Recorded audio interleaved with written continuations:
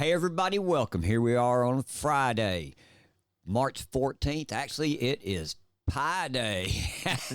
Welcome to Is This Thing Working? Hey, I'm James. I'm your host, and my lovely co-host over there, Denise. How you doing, Denise? Oh, I'm so awesome. Right? You always are. TGIF. Yep. That's because I rise and shine every morning. Yep. Happy to be here. And whenever I am in front of the microphone, when I talk, I just get so excited. Yeah. You know, this is so fun. Cause somebody other than me gets to hear you, huh? I get it, man. I get it. Me and you talk a lot, so into we the void or at the TV. Yeah. Any of those things. We get to talk. We get to talk about the crazy stuff going on. Yeah, get to talk there. to you about it. Yeah, yes, we do. And we love that's kind of what I meant there. I was just joking about that. I know.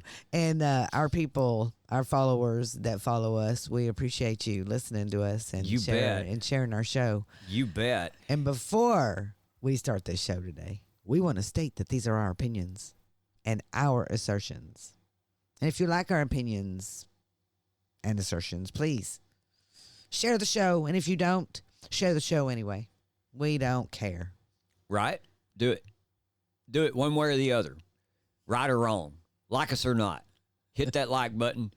Share with all your friends and tell them, hey, man, I think them two are idiots. I don't want to hear them no more. That's right. Know? And give somebody else a chance to go, well, let me listen to them and see for myself. Here we go. Let's get started then. All right. What do you think? I got it. That's it. And make sure you download the podcast on Apple, Spotify, and you can listen to us live on Monday, Wednesday, or Friday on Rumble, X, or Getter. Those are the three places that we put our show out live. So we're excited about that. We are back full time Monday, Wednesday, and Friday. Make sure you show up, be there, or be square. That's it. That's it. And if you can't get to us, then we have a podcast. So it comes out an hour afterwards. Yep. And for the most part. And it's on all platforms too. Anywhere you listen to your podcast, you can find us, man. Whether it's Spotify, whether it's Apple, wherever you can find us. Yeah, I just for some reason could not stop the promo. It just, just kept going on and on and on and on. TGIF, because our minds are crazy. But we woke up this morning to something that was pretty sad here in Texas. Yeah, we woke up this morning watching Fox and Friends in the mornings like we do. We were watching that and come on, a story about Austin, Texas, and a big major car crash on I-35 there in Austin. And that happened. It was a tragic 17-vehicle crash on I-35 this morning that resulted, or last night, I should say, that resulted in the deaths of 5 individuals, including an infant and a child. And the incident occurred late Thursday night, like I said, leading to the arrest of a 37-year-old Solomon Araya on charges of intoxication, manslaughter, and assault. So Austin Police Department, they come out with a tweet from 3 hours ago, and this is what it said here. We can confirm that the arrest has been made in last night's fatal crash in the 12900 block of Interstate Highway 35. Solomon Arroyo, 37 years old, has been charged with the following and is currently in custody in the Travis County Jail. 5 counts of intoxication manslaughter, 2 counts of intoxication assault. For those who may be seeking support due to last night's crash in that 12900 block of North Interstate Highway 35, Austin Police Department Victim Services counselors are here to help. So please call them at 512-974-5037 or email victim.services@austintexas.gov. Victim service counselors are available to assist. And I know I threw a lot of information at you. I'll repeat the phone number for you one more time in case you're listening. It is area code 512-974-5037. That's for the victim services counselors, and they are available. Yes, this is pretty sad, so James and I have, the whole gang of us here, we send up our prayers. Yes, we do. We really do. Yep. I mean, it's pretty sad. Yes, it is. Yeah, we could go on and on and on about Hey, man, we travel who I-35 and quite a what. bit. But I-35 it is is crazy. crazy. And Traffic is crazy. Everywhere is crazy. Yeah. And on the breaking news this morning, one of the things that they asked was, even Lawrence Jones asked, he goes, hey, was this in one of the, construction zone areas? And yes, it was. It was in one of the high construction zone areas, man. So Yes. yeah, and if so you've ever drove everybody be I-35, real man, careful in those. Yeah. It's everywhere right it's now. a perpetual People- it's perpetual road construction all the way up I-35. I'm telling you, from Austin all the way to Gainesville, man. Yeah, it's terrible. Yeah. And straight up through Oklahoma, keep going, and you will find more and more and more construction. I mean, here down in East Texas, it's everywhere. Yeah. Everywhere we go, on every road we go, there are flaggers out. That's a good sign, though, man. It is a good sign, Yeah. that they're fixing our roads, and I appreciate Yeah. everything that's going on. Yeah. But please be careful. It does suck when you're in a hurry, though. Yeah. Yeah. Or even if you're not in a hurry, Yeah. it is a wait to go anywhere. Yeah. You can't just get there. Well, anymore. and it's going to be, and I know they all got standards and safety standards that they have and regulations and guidelines, but any construction zone in Texas that I went through, they're all different in some form or fashion, man. And the road crews that work out there and set up all the cones and direct the traffic into other lanes and all that, hey, man, these guys do an awesome job, man. Yeah, so y'all be real careful. Yeah. When you see a sign that says work ahead, please slow down and watch. And at nighttime, oh my gosh, me and James are always talking about how it is at nighttime. And the lights blinding you. Yeah, we've become day travelers. Yeah, we travel during the day. Nighttime is not fun. Because there is so much construction. Yeah. If you knew that you could just keep going, and you on the two lanes so that the lights aren't hitting you right in your eyes, Yep. So it's bad at night anyway. So everybody be careful in the construction. Please do. And next on tap for us today, did you hear that the USPS workforce is dealing with DOGE? It's about time. I know. I thought this was excited. Yeah. The USPS has entered into an agreement with Elon Musk's Department of Government Efficiency aimed at reforming the agency through significant cost reductions. This includes plans to cut 10,000 jobs via a voluntary early retirement program within the next 30 days, as stated in letters from Postmaster General DeJoy to Congress. The move is part of a broader discussions on modernizing USPS, with some advocating for its privatization. I really am glad that they are looking at the post office. Yeah. I mean that. What do you think and about that they aren't privatizing taking it? a chainsaw to it. They Yeah. are doing it slowly because, I think it should be privatized. Yeah. They would make that. They would actually probably have contracts that they could charge more for. Yeah. A lot of the packages from Amazon they could charge more for. This is what I'm talking about, the contracts. Well, yeah, and it would open competition up, and it would be healthy, and man. it would be healthy. Yeah. And they would actually make money. Yeah, I agree. I mean, when the UPS and their employees are up to what, $30, $38, $40 an hour, and they still make money, but the post office is still sitting at $25, $26 an hour. Yeah. I mean, and they're losing money. Yeah. That can't be right. And touching 26 every to 28 is address. that's about top level pay. I mean, as far as carriers are concerned, I think. Yes, it is. know. Unless you've been there for 25 years. So I wonder who those 10,000 are going to be, man. I wonder if it's going to be middle management. Someone or reached out to admin. me and told me it was going to be clerks and handlers. Well, hell, that's who you need. That's exactly what I was going to say. Yeah. I mean, and every single time there is a reduction in jobs at the post office, who is the first one that seems to get let go? The clerks. The clerks, who you need the most. Who you need the most. Yep.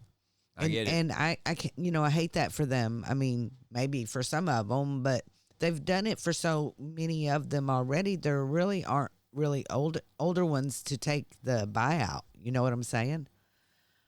Mm-hmm. I mean, the clerks are a young workforce. Yeah. Because of all the buyouts. Yeah. So I personally think they need to take in order to actually make money. You need to get the top tier. I know the top tier carriers, the city carriers and the rural carriers, and you need to get them out. You need to let them retire. Help them retire early. Help them do it. I was going to say, because that's how you're going to save your money. Yeah. I know a guy right now that would probably more than likely jump all over a voluntary early retirement. He's trying to get it worked out, so I bet you he would. He'd jump all over that, man. There are people out there, you know, and then there are people that have been there. Someone else reached out to me because I made a post about this today, and they reached out and offered some information. You know, people that have been there 28 years, not even 30 years, and if they aren't a certain age, they can't retire, you know. So they said I'm not even up for it. They would never let me do that because of my age. Isn't that insane? Yes, even though he's been there 28 years. So he's kind of upset about that. He's like, I wish they would change that. That's pretty much what he was getting at. You know what I mean? Hey, I agree. You know, and there's a lot of reasons why the carriers stay there for a long, long, long time because they want it's that way. It's that way probably at most jobs too, though. You know how it probably is. It's the way the system is set up. Yes, and it's the federal government, and President Trump ran on meritocracy. So I have wondered. You know, the post office does not do meritocracy at all. Any place in the federal government is not all meritocracy. based on seniority. It's based on seniority, and that's how it was with the carrier side anyway. Yes, everything was based on seniority. It's in everything. Yeah, like clerks, handlers, and carriers. You start out from the bottom, and you start out as a probationary. You know, just like all the probationary employees that President Trump let go. It's the same way at the post office. You have probationary employees, and you have part-time employees that work full-time, but they're still called part-time, you know. So I really wish that they would work on meritocracy. You know, that's what the UPS does. Well, that's what private businesses do. That in itself, by itself, I guess, that by itself will increase morale around the workforce. 100%. You know what I mean? In the office and amongst all the coworkers. And get rid of all the lazy people. Well, yeah, but that's the thing, and it does. It causes resentment when you know that, hey, man, I know that job over there, and it's coming up, and it would be a step up for me. And then you turn around and you look and you see somebody that's got more seniority than you and ain't worth a nickel. I know. He'll end up with the job and you won't. You know, and all that does is just creates a more toxic and more resentful workforce, man. It does. You know, so yeah. It's just stuff I was thinking about when they're talking about President Trump with meritocracy. Yes. So I'm wondering if he's going to try to do that inside the government, and that would actually be a big coup. I mean, if you could do that, that would be a big coup. Yeah. Everybody watches their shows, and everybody watches their commentators, the ones they really like. And I tell you what, man, I really dig Jesse Kelly. Anti-communist Jesse Kelly. But I want to tell you something. Jesse brings the truth every single time, man. Jesse will tell you just like it is.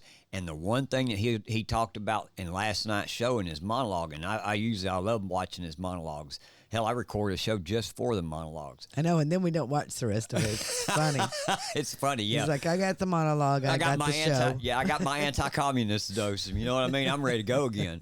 Yeah, but we need to but do the one like thing that monologues Jesse like pointed out last night in the show was the fact that, hey, man, when we elected Donald Trump and when we voted for Donald Trump and these policies and the things you said you were going to do, Donald Trump understands it. We understand it. Jesse understands it. is that America will fall if people in government don't go to prison. That's right. So listen to yeah, he explains it so much better than I can. Check it out. Oh yeah.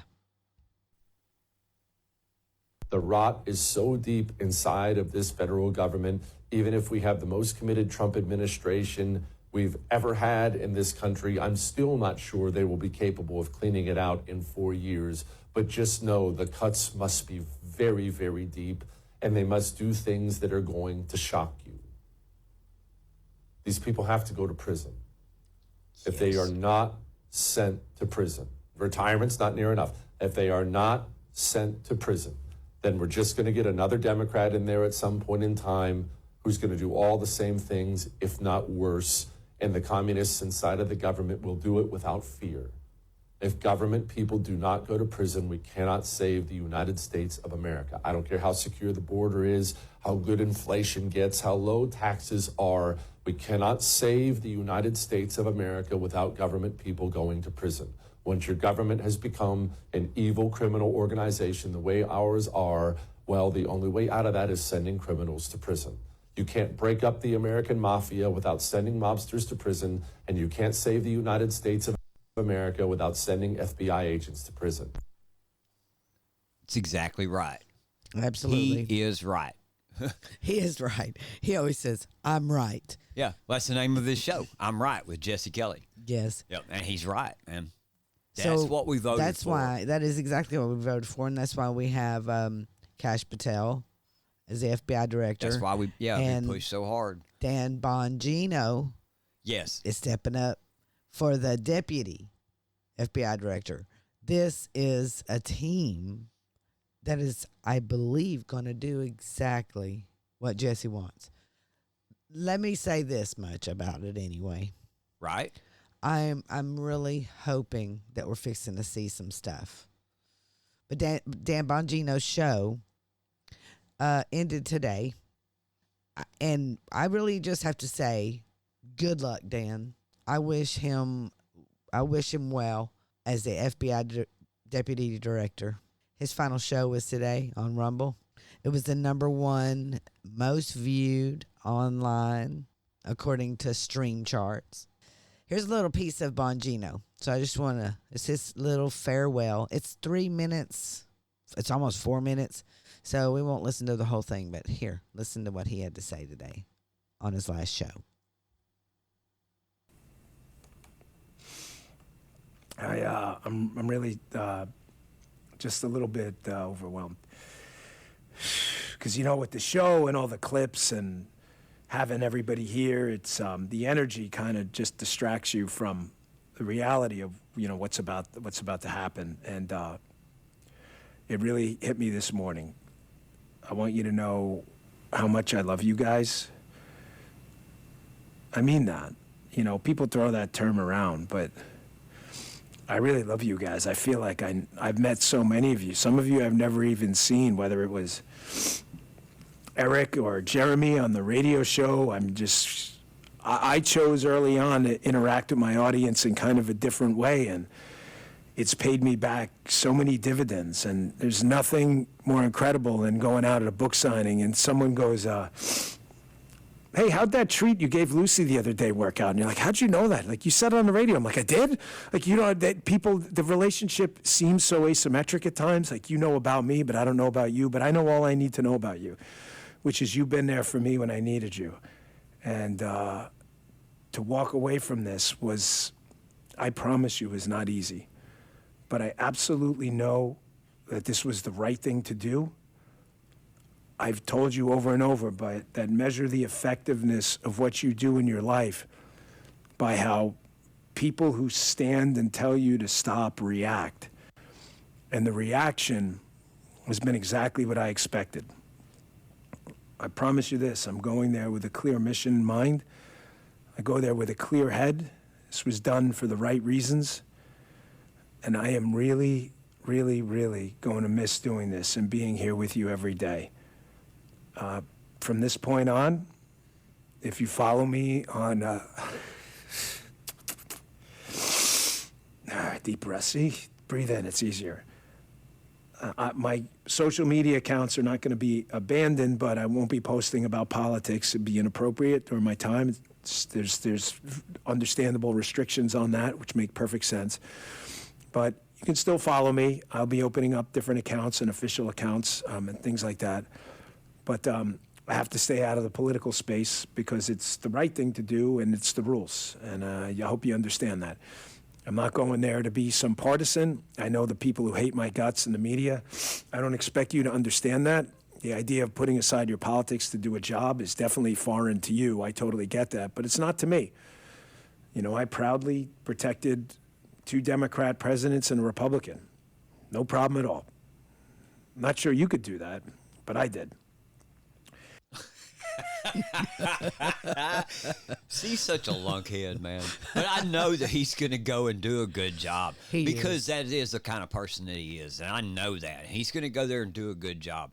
And like Jesse said, we better start seeing some people go to prison. And I believe that Dan Bongino, if anyone is a P1 like I am, I'm a P1. I've been listening since the very beginning.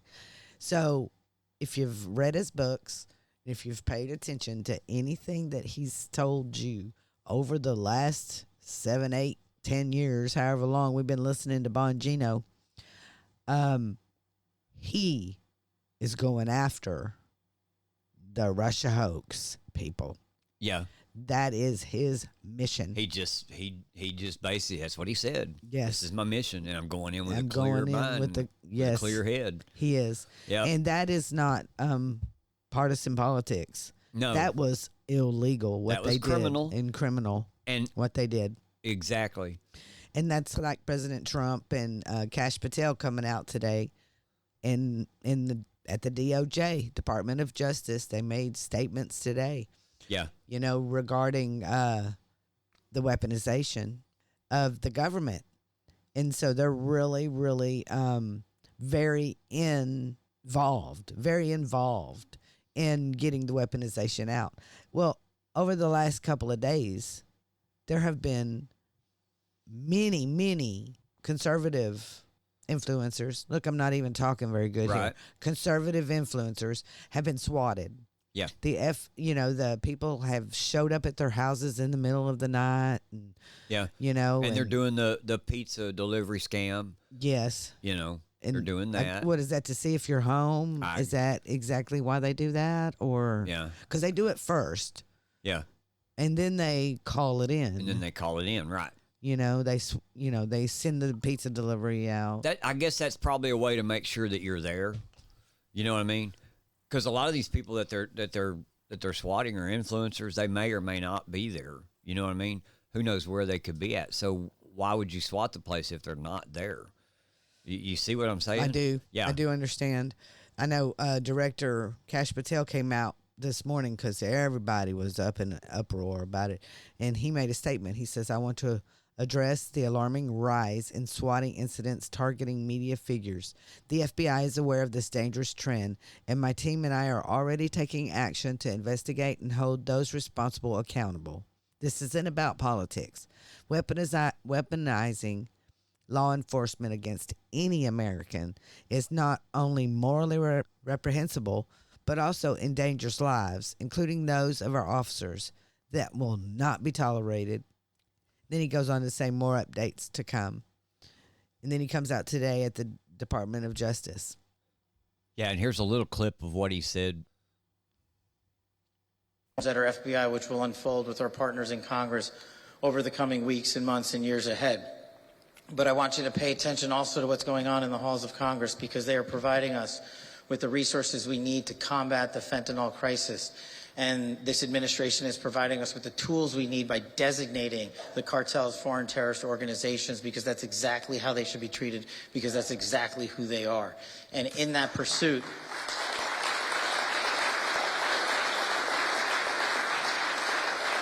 I look forward to playing a very small part. The FBI will play a very large part, and our interagency partners and our local and state law enforcement officers will start putting more and more handcuffs on the bad guys, and good cops across this country will be unleashed to be good cops on a daily basis. And the lasting promise that I will leave you with, And this is a message to the law enforcement community. You have always had the backs of the American people, so the Federal Bureau of Investigation and me as its director will have your backs. Thank you. Okay. The things that he talked about, the things that he mentioned, we need to see some arrests. We need to see some handcuffs, man. We need to see people in prison. Yes. You know, and we need to... We need to see the people from the Russia collusion. We need to see all of those that were involved in the J6 and the J6 pipe bomb hoax. Yeah, Epstein's list. We need to see some. Yeah. We really do. We're getting discouraged, you know, and I understand that you're just now getting everybody into place, Right. and that you have to find them. Yeah. It's deep. Yeah. And they're showing you right now with all this swatting and everything that you don't have control. They keep that. This is what I believe. Right. I believe that it's bigger than even just inside the FBI. This is a lot of people. One person on X today said that mine came from another country. Right. That it was outside of the country. Well, look, here's the thing about this is that these guys have either got to do what they say they're going to do, or you've lost the people.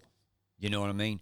And what about these judges? Well, and the that FBI keep stopping the everything. The FBI people and personnel that are dirty to begin with. Those people have got to be some of the first to go. And if you would go ahead and arrest 1 or 2 or 3 or 4 or 5, then I guarantee you're not probably in 4 years, you're probably not going to get all the dirty ones out of there, man. You're not going to get all the communists out of there like Jesse's even talked about. You're not going to get them all out of there. But if you start getting them out of there, then that will in turn discourage them from being involved in that shit.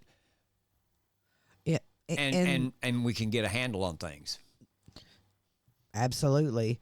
You know, and then there's on the other spectrum, the DNI Tulsi Gabbard. You know, she's doing her best to stop the leaks. Yes. I've been talking about the leaks for a while You now. have been. And, you know, I'm like, who is leaking all this?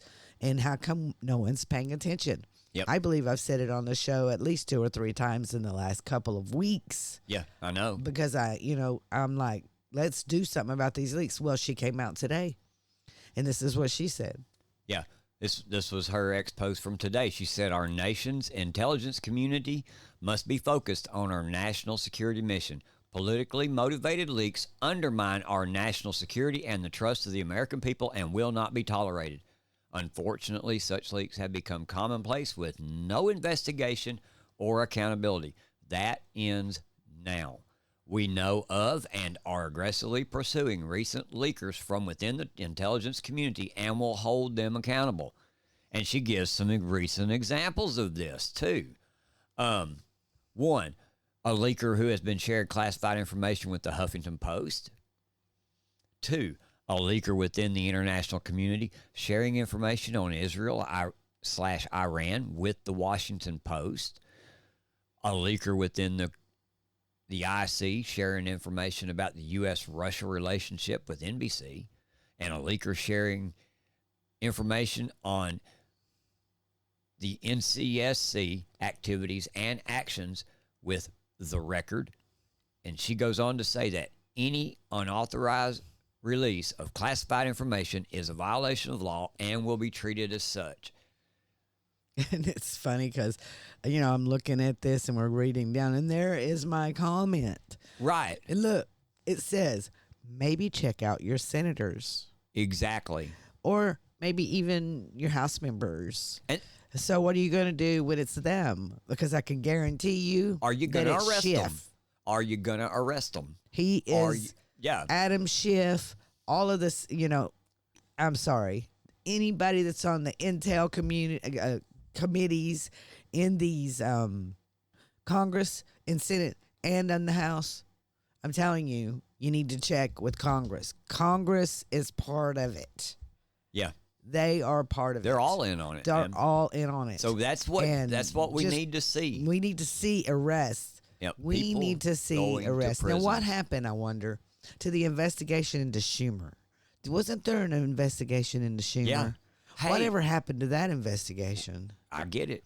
I understand. You What know, where about is the this all Epstein go- files? Yes. What about the audit on Fort Knox? We ain't heard. Oh, we ain't heard anything about ain't that. heard a word. Yep. Well, where's that gold? Yep. There again, the DOJ running there, and rightly so. They raided Columbia University today and they executed some search warrants, and that's fine and that's dandy and that's all cute. But hey, man, why didn't you go raid USAID? Why didn't you go raid SDNY? Why did you just fire a man instead of criminally charging him with destroying evidence? These are the questions, and that's why Kash and them were all at the DOJ today, because, like we said, Bondi's in over her head, man.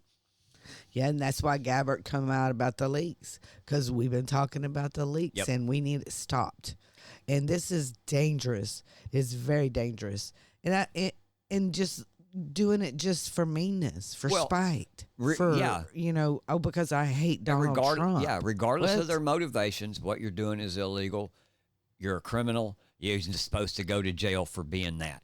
So that's what we're hoping for. That's what we're wanting. That's what we voted for. That's exactly right. And we're going to go all the way back to Jesse Kelly. And you need to remember what he said. Unless we get arrest of the mob, then nothing will change. Is this thing working? Rise up.